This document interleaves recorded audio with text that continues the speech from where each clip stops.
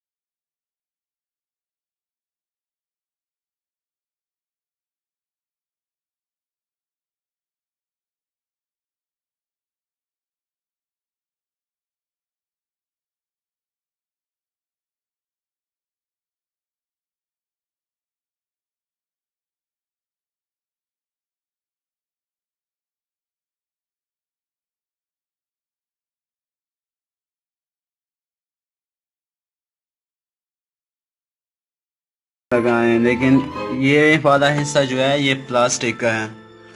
सो आप ऐसा ना करें कि इसको सिर्फ गत्ते हैं में लगा दें कागज़ के, तो ये ख़राब हो जाएगा।